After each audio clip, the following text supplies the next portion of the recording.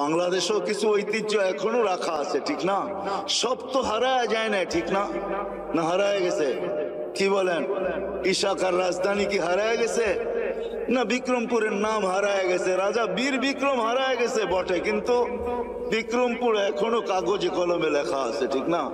রাজা বীর বিক্রম হারায় গেছে, রাজবাড়ির রাজা হারায় গেছে, কিন্তু রাজবাড়ি এখনো রয়ে গেছে।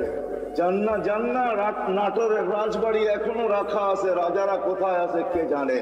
আহসান মঞ্জিল আছে, কিন্তু এখন নওয়াব আহসানুল্লাহ নাই।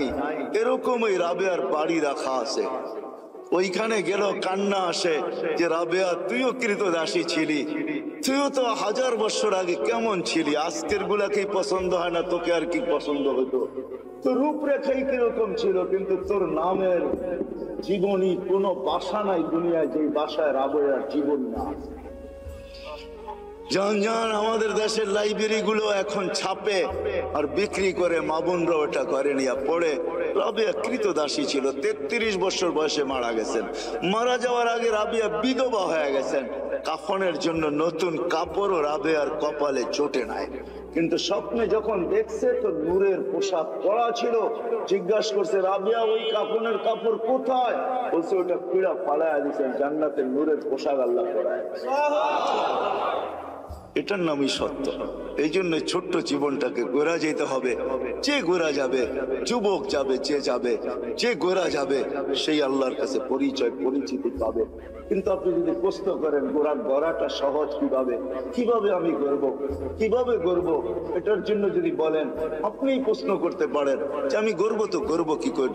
এই জন্য আল্লাহ আমাদেরকে সহজ করছেন।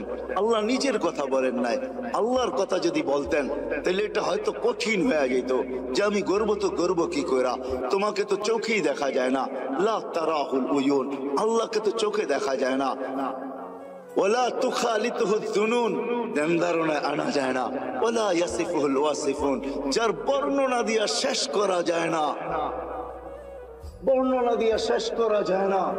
করবো তো করবো কি কইরা?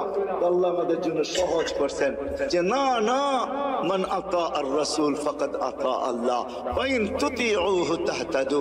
আমার বন্ধুকে পাঠাইলাম, আমার বন্ধুর গোলাম হয়ে যাও, তাইলে জীবন গড়া হয়ে যাবে। আমার বন্ধুর গোলাম হইতে দেরি, ডেলি তুমি প্রতি নামাজের ভিতরে যেটা চাও হেদায়েত হেদায়েত হেদায়েত, ইহদিনাস সিরাতাল মুস্তাকিম, আমার বন্ধুর গোলাম হইতে দেরি, আমি হেদায়েতের মালা তোমাকে পড়াইতে দেরি করব। আমার বন্ধুর গোলাম হয়ে যাও। ওয়াইন তুতিউহু তাহতাদু, মান আতা আর রাসূল ফাকাদ আতা আল্লাহ। যে আল্লাহর রাসূলের গোলাম হলো সে আল্লাহর গোলাম হিসাবে স্বীকৃতি পাবে। আল্লাহ বলে সহজ করে দিলাম, কঠিন করলাম না, আমার বন্ধুর গোলাম হয়ে যাও। বাস্তবিক এটাই সত্য, কবির ওই কথাই সত্য, क्या वफा तूने मोहम्मद से तो हम तेरे हैं। तो अल्लाह बोलते से আমার বন্ধুর গোলাম হয়ে দেখ, আমি তোর হয়ে যাব।